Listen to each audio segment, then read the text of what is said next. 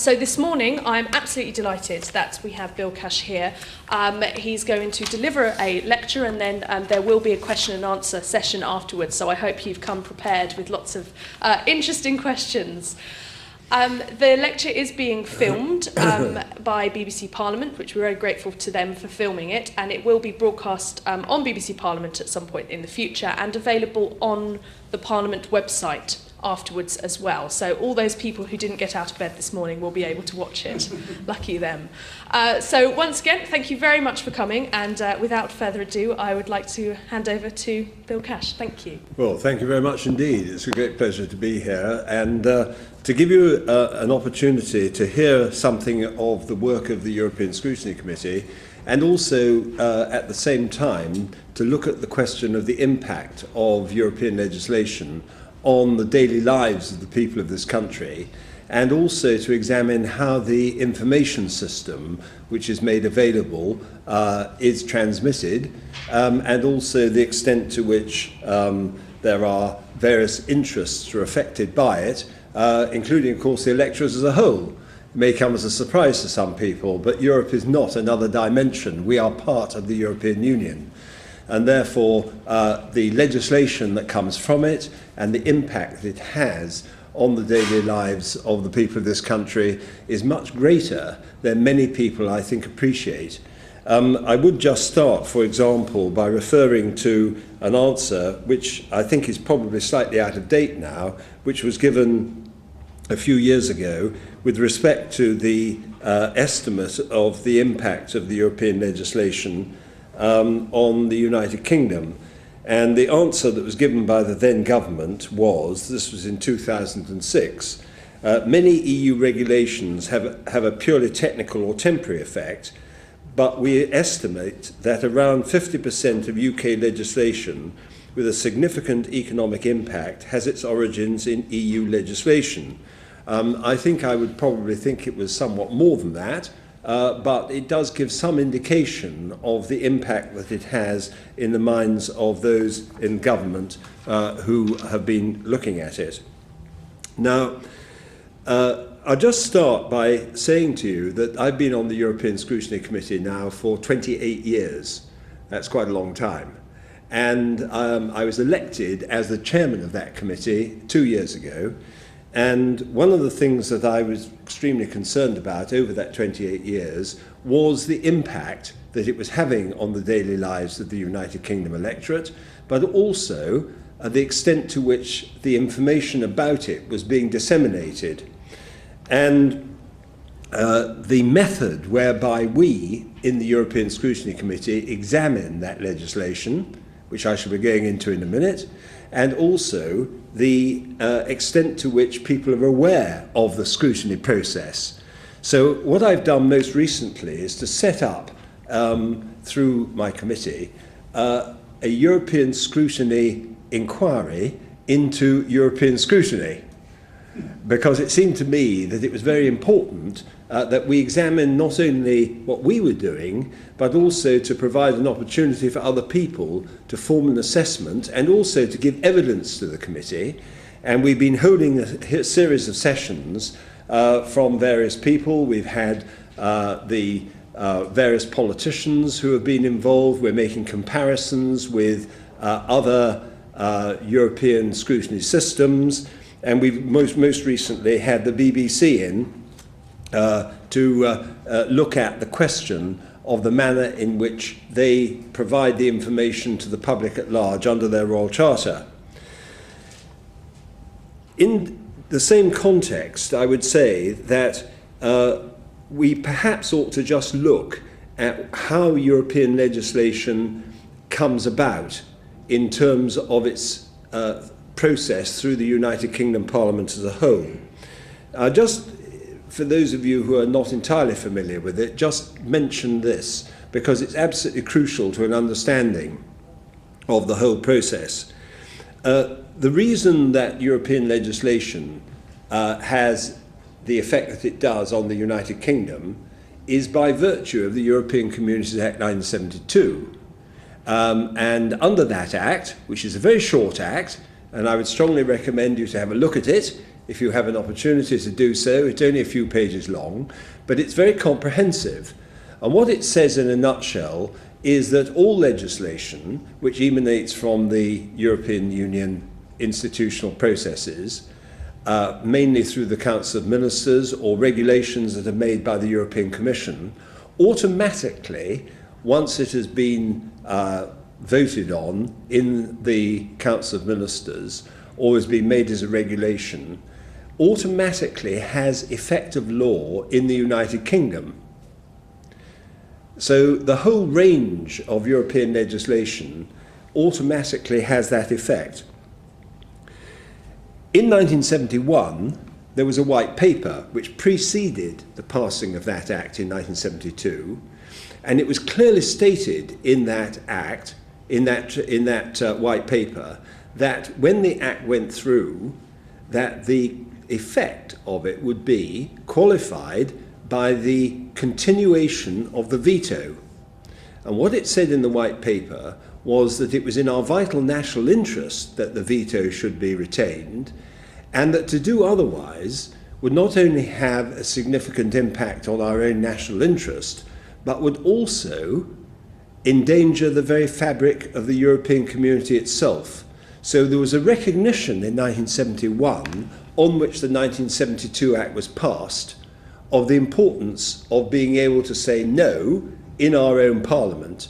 Now, time has moved on. Various treaties have been made since then, and the net result is that more and more majority voting has been brought in, which has overridden the original description that was given in the White Paper of 1971. But of course, this does have very powerful impact in relation to our democracy, and also in relation to the whole question of the impact that it has on businesses and on people's daily lives.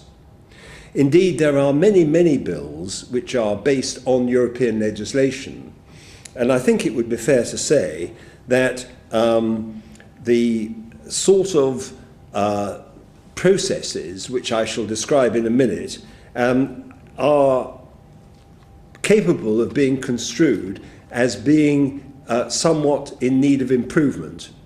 My own view is, and my committee will consider all this when it comes to its conclusions in relation to the European scrutiny process, that improvements can and should be made. The European Scrutiny Inquiry, which has been set up, deals with the following sort of questions, which is the mechanism by which the committee refers documents to European committees. Now, what I'd like to deal with at this point is to describe exactly what happens when European legislation comes through our system. In the first place, the documents are considered in working groups within the European legislative system as a whole, which includes, of course, civil servants from the various member states who are looking at it all, and then eventually it makes its way to the, through the Council of Ministers to the point where the voting actually takes place. Now, our system is document-based, and under our standing orders it is stated that any proposal under the community treaties for legislation by the Council or the Council acting jointly with the European Parliament has to come to our committee. And this includes drafts of regulations which are directly applicable to member states, which are binding as to the result to be achieved. Furthermore, the system also catches later legislation, for example, any amendments that are made. And it is said that any document which is published for submission to the European Council, the Council or the European Central Bank has to come to us. Furthermore, it also includes any proposal for a common strategy, a joint action, or what's known as a common position under the treaties, that's Title V, which is prepared for submission to the Council or to the European Council. The net result of this is that there are about 1,000 documents a year which fall within these various categories. and each has to be formally deposited in Parliament within 2 working days of its arrival in the Foreign and Commonwealth Office. And a deposit means that it's available in the House of Commons Vote Office and is submitted to the European Scrutiny Committee. So we actually examine all 1,000 of those documents. It's also important to note that most proposals are examined not on the basis of a single document, but at several different points as it continues to go through. And scrutiny begins at a relatively early stage because these documents include Commission consultation papers and green and white papers which come from the Commission. The Commission's own legislation on its own authority is dealt with by regulations. Now, in addition to that, there is also included in the documents that come to us an explanatory memorandum which has to be provided by the government. Now, it is sometimes said that a lot of this legislation is very complex. Well, so is all legislation, actually. And the real point is that I don't think, if I may say so, that sufficient attention has been given to the fact that the impact on the lives of the people in this country, as it passes through, the legislation passes through the process, has been given the degree of attention that it really deserves. Now, when the government is required to submit an explanatory memorandum, which is in relation to every document, a great deal of the complexity is effectively taken out of it because it's put into much simpler language as the explanatory memorandum is put before the committee. And there are rules relating to these explanatory memorandum, and they go like this. The memorandum must cover a description of the subject, together with the scrutiny history, that's how it came about, where the ministerial responsibility lies, the basis, the legal basis on which it's being made, because as you'll gather from what I said earlier, you can't just invent European legislation. It has to come from what's called a legal base, which means the authority from the European treaties which enables that legislation to be made through the European system. Then the explanatory memorandum also has to describe the procedure which will be followed, and whether or not, for example, it will be by qualified majority voting or whether it will be unanimous. In other words, can the government just simply say, no, we're not going to do that, which is the unanimity rule, where that applies. But of course, as I've said earlier, so much is now done by qualified majority vote that more and more of it goes through by decisions that have been taken by the member states sitting in the Council of Ministers as a whole. Alternatively, if they decide that they don't want to have a vote, and that often is the case, they then do it by way of consensus. Then the explanatory memorandum also has to describe the impact on United Kingdom law. It also has to describe whether or not the so-called principle of subsidiarity, this is the sort of jargon which we do find occasionally, I have to say. Subsidiarity effectively means, should this matter have been dealt with better at a domestic national level, or should it have been dealt with at the European level? That's a simple way of describing subsidiarity. But that has to be described in this explanatory memorandum as well. Furthermore, the government also has to set out what its view is of the document's policy and what its implications are. Then also a regulatory impact assessment. I mean, for example, will it have an impact on burdens on business? One of the things I would just mention here is because although we talk in general terms about impact on daily lives, the full range and extent of the European legislation is really absolutely huge. And the impact on the economy of the country and on the businesses, and the question of whether or not there is or is not over-regulation is all part of that. And it is a fact that Unfortunately, I don't believe that there is sufficient attention given to the moments when this is going through the European scrutiny process as far as business is concerned.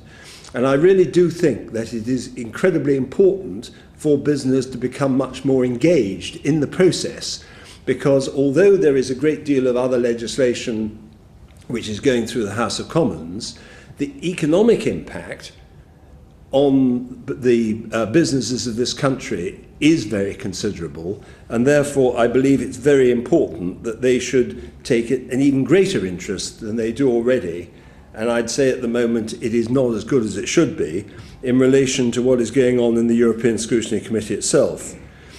Furthermore, there has to be, under the explanatory memorandum, a risk assessment and, where necessary, a scientific justification, and what consultation has taken place in the UK or in the EU as a whole.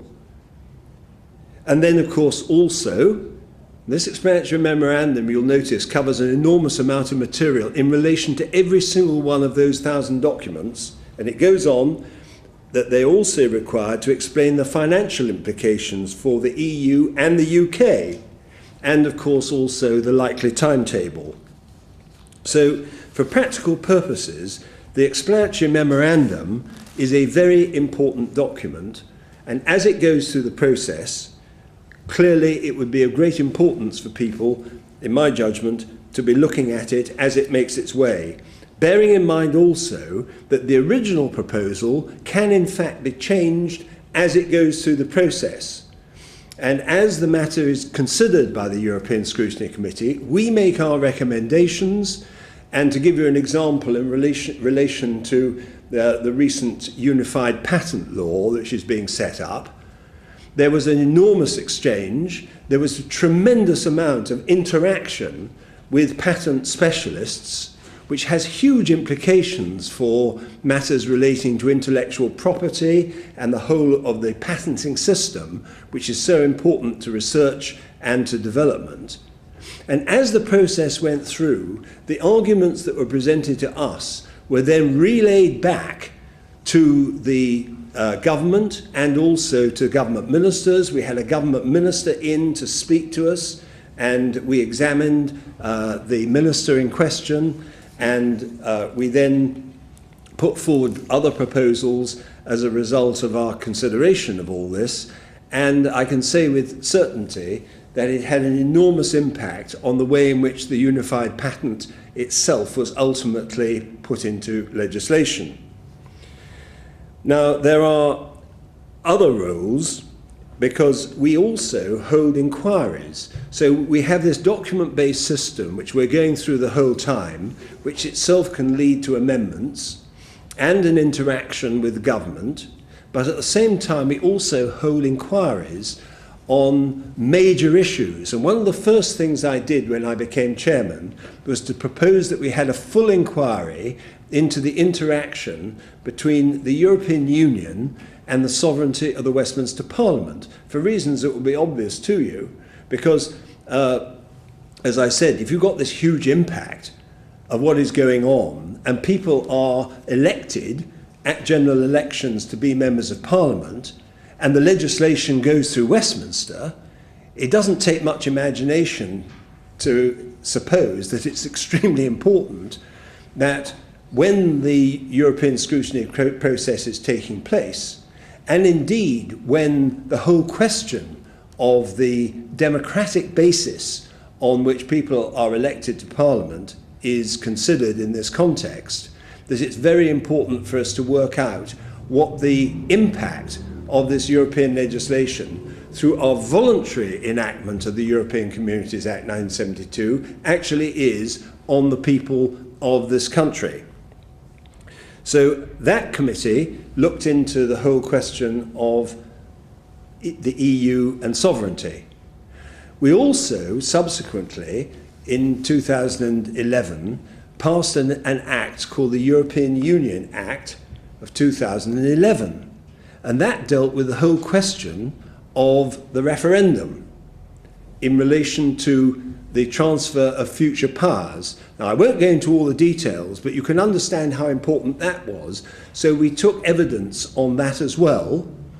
And we've also, as I've said, recently set up this other committee to inquire into scrutiny too. Now, in addition to those inquiries, which are where we have evidence in public, examining ministers, as we did, for example, on the Lisbon Treaty in the previous government, we go into all the ins and outs of the implications of the treaty this is proposed to be going through. Or we will have a report on a specific subject like sovereignty, or in this other case with regard to referendums. But when we have considered the documents in question, which is the documents which crop up, and I'll give you a few examples in a minute, which have come through the Council of Ministers or are passing through that Council of Ministers, there is also a requirement under our standing orders for us to consider whether or not a particular document, that's the 1,000 documents I referred to, is or is not of legal and political importance. If we come to the conclusion, having looked at them, that we think that it is of legal and or political importance, we will then recommend them for debate in the House of Commons. That is what is laid down under our standing orders. Now, what then happens is that the documents are either debated in a European Standing Committee, there are 3 standing committees, and they deal with different subject matters, more or less in line with departmental select committee functions. So we will then decide whether or not a particular document should be debated. And when it goes to the European Standing Committee, that is one route. The other is on the floor of the House. Now, obviously, we can't have everything debated on the floor of the House, so we're much more selective about urging the government to put a particular document on the floor of the House as compared to the European Standing Committee. But to give you some examples of the cases where matters have been referred to the floor of the House, I'll just give you a few recently. One is the freezing and confiscation of proceeds of crime in the European Union. Another is insider dealing and market manipulation. Another one is the draft budget. Another one is the Charter of Fundamental Rights. Another is the question of supervision of credit institutions, and so on. So where we regard something of being of that kind of significance, we will then refer it to the floor of the House. The government can decide not to do so, but these days are very reluctant to disagree with our recommendations if we suggest that it should go to the floor of the House. Now, in addition to that, as I said, the documents will also go to European Standing Committees. Now, these are committees composed of members of Parliament on both sides of the House. And bear in mind, our committee is also all-party. It's not a Conservative committee. It's made up of other parties as well. So the European Standing Committees, as they're called, is where documents which don't warrant perhaps the same degree of debate on the floor of the House as the other ones I've mentioned, but those will include, for example, recently, risks and safety assessments of nuclear power plants in the European Union, arguments relating to the whole question of fight against fraud, another one, EU criminal justice legislation in the field of detention. Another one was a Commission white paper, which is to do with adequate, safe and sustainable pensions. And then another one, credit agreements relating to residential properties. And another, financial support for police cooperation, preventing and combating crime and crisis management, and so on. The list is very extensive, as you can imagine, from 1,000 documents. We can't send them all to the floor of the House. But the question is, what happens when it gets to the Standing Committee? Now, we took evidence from another member of Parliament the other day, Gisela Stewart. And she was a minister and has taken a very active interest in European matters. She was the government's representative at the proposals for the European Constitution some years ago. And she gave some very interesting evidence indeed, because she said that the procedure that is followed when a minister has to appear before a European Standing Committee can be very daunting. In fact, she used an even stronger word than that.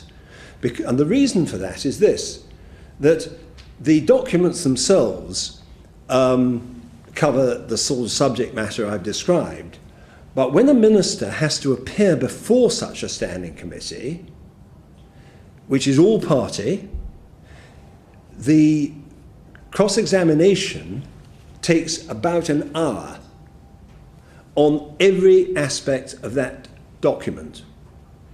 And then it is followed by a debate on that document as well. So you can imagine why it is that ministers regard this process as pretty daunting. And the idea that somehow it's incomprehensible, I think, is really just simply not correct. The examination of the language that is used in some of these documents does leave something to be desired. I personally think that it would be a lot easier if it was more user-friendly. But actually, when you're dealing with the policy questions which arise, and I'll give you an example. We all know at the moment what's going on in Mali.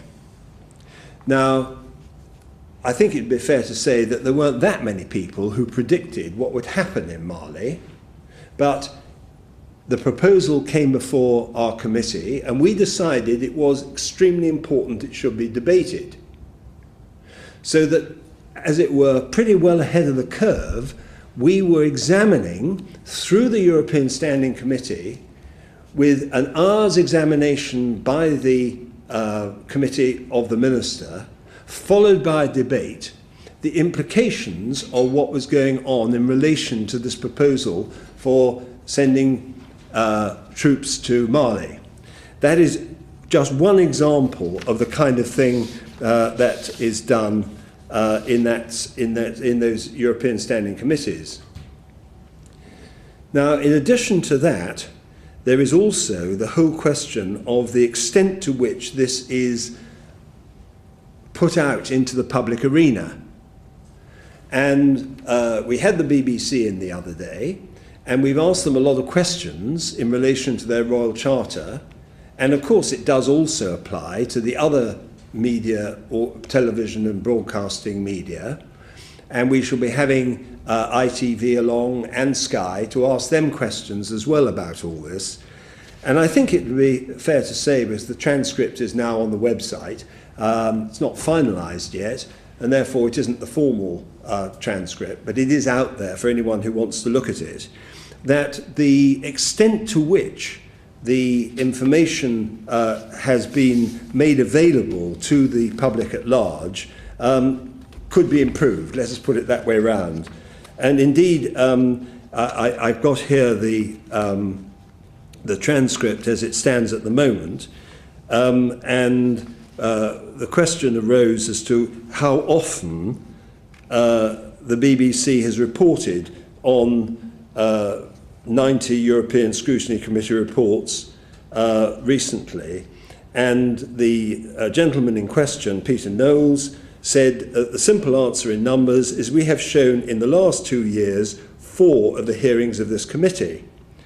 Now, I think that all this is an ongoing process, and we're all on a learning curve, but we are hoping that consideration of all this will ultimately lead to a greater degree of interest taken and more time given to the process of scrutiny, and not only to the process, but more particularly to the content. Because if these European Standing Committees, and indeed on the floor of the House, matters of such importance are being discussed all the time, right the way through the parliamentary year, then one might hope that more attention could be given. I know there are other competing issues, and I know there are questions about whether or not there is a proportionality that can be given to one subject as compared to another.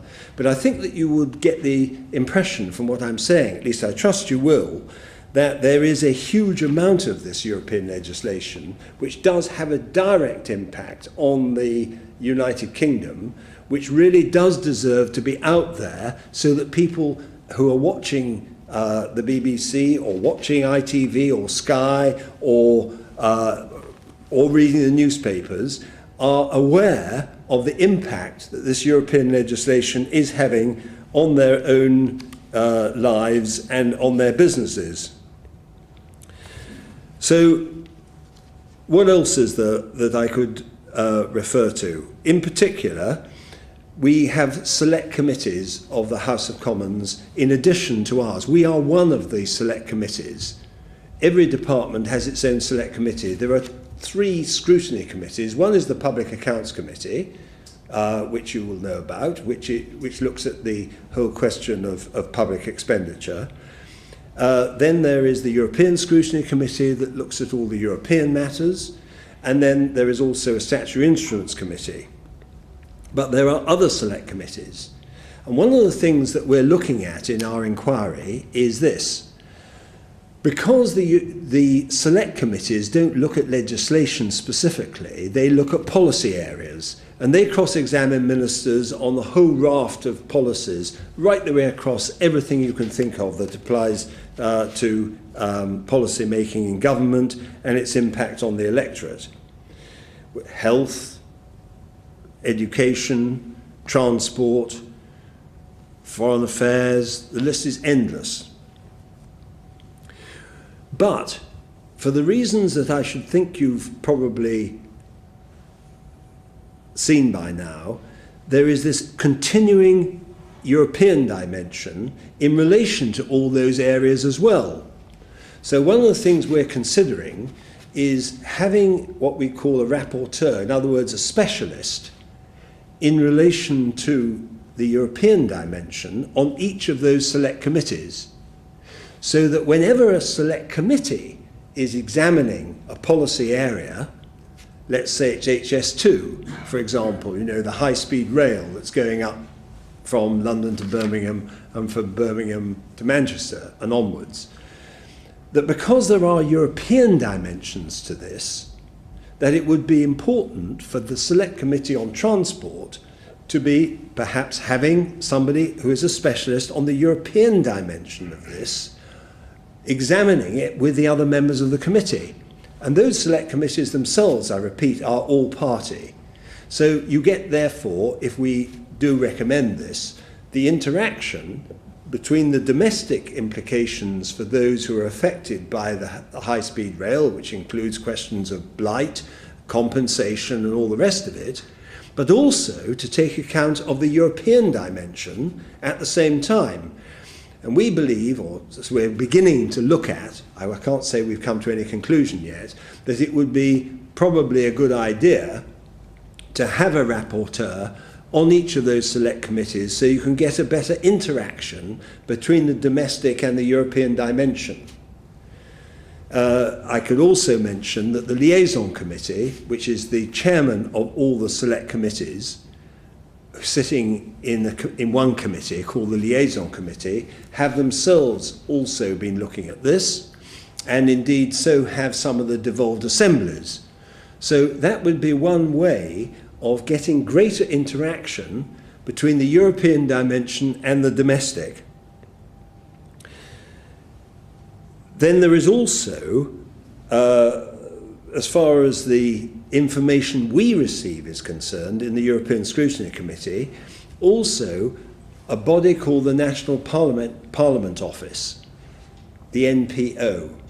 Now these are the eyes and ears of the European Scrutiny Committee, and indeed for that matter other committees, in relation to European matters in, let's call it Brussels, in the European institutions. And we receive a report every week from our staff who are in the European institutions as to what they see going on over there as well. So that increases our awareness of things that otherwise might seem to be out there in Europe, because out there in Europe is not out there in Europe at all. We are Europe.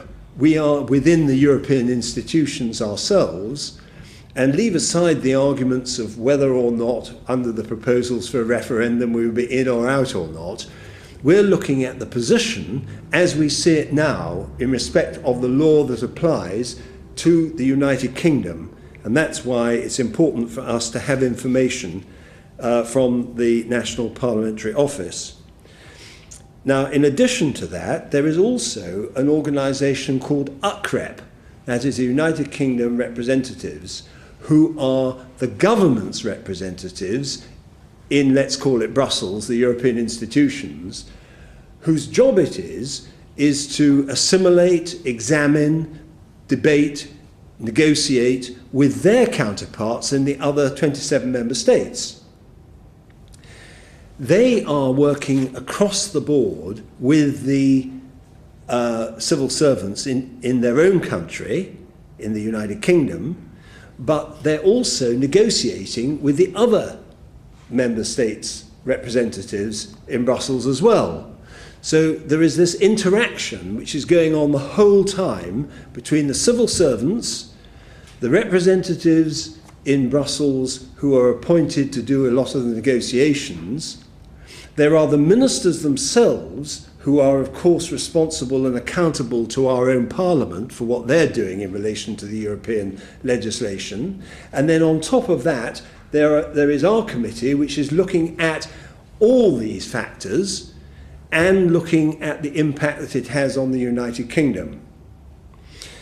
In addition to that, and by the way, we are considering our scrutiny process as looking at the UKREP process as well.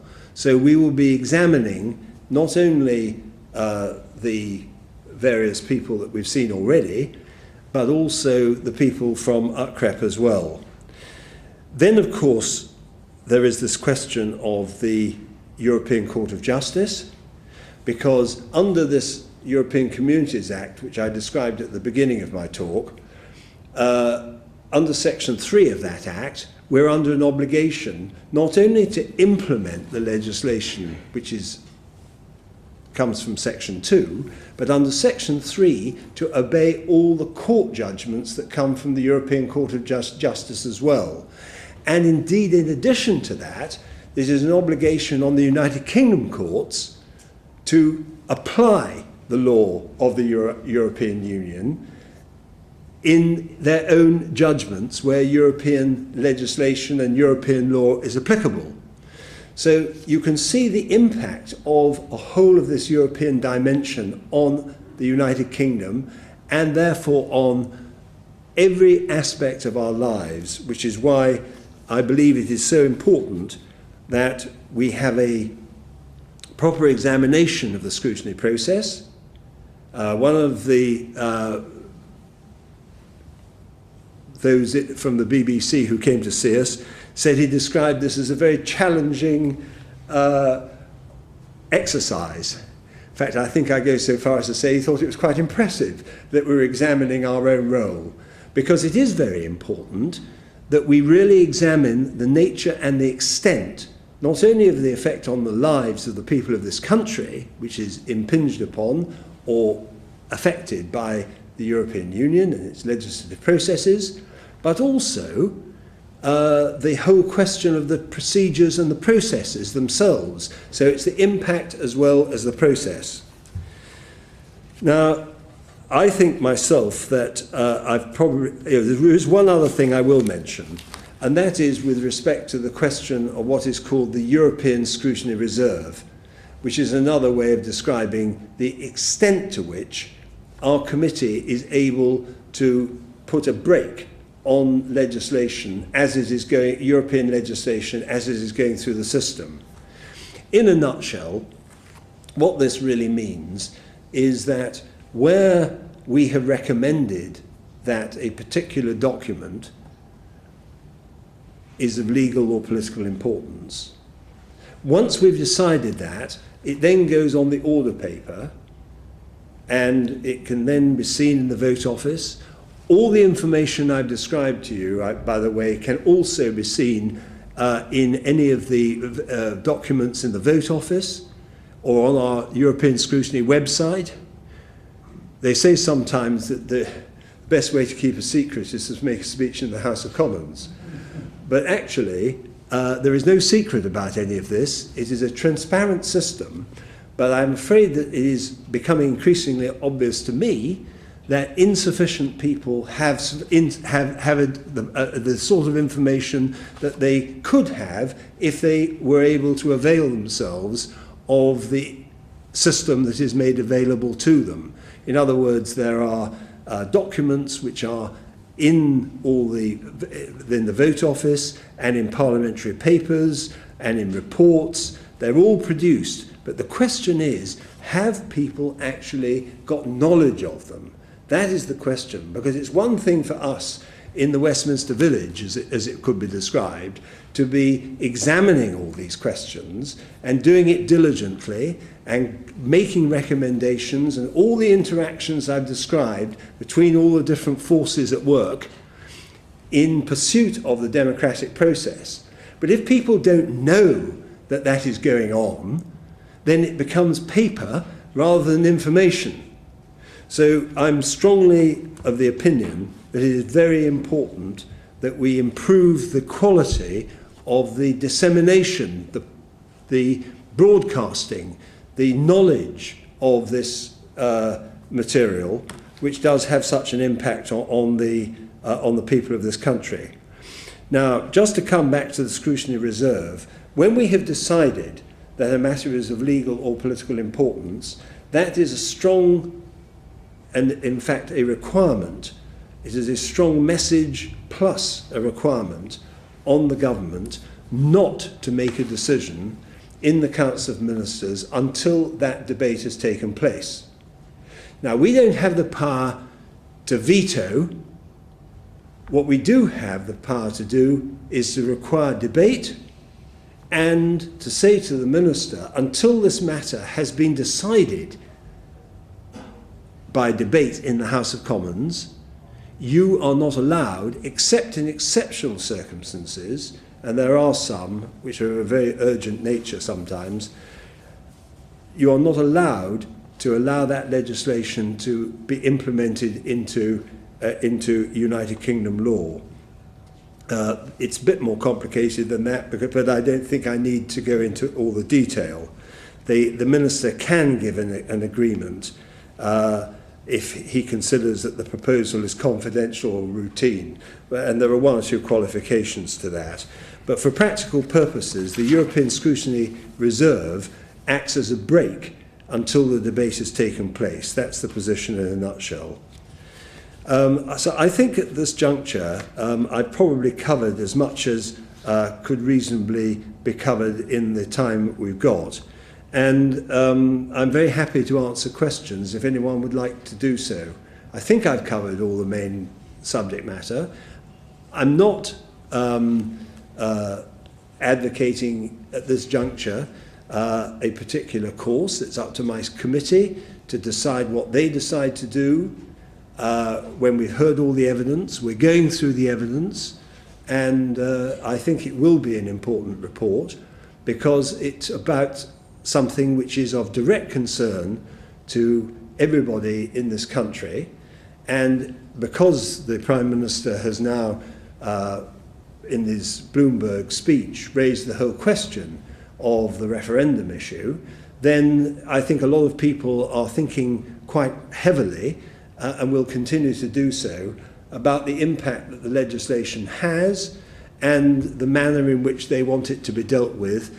And anyone who wishes to give evidence to our committee is more than welcome to do so, and in writing and sometimes orally, and we should be continuing the process for several months to come. So thank you all very much for coming, and I hope that I've thrown some light on the European scrutiny process, its importance to the people of this country and to our democracy, and also as to the manner in which it is dealt with and the implications of that for everybody affected by it. Thank you all very much.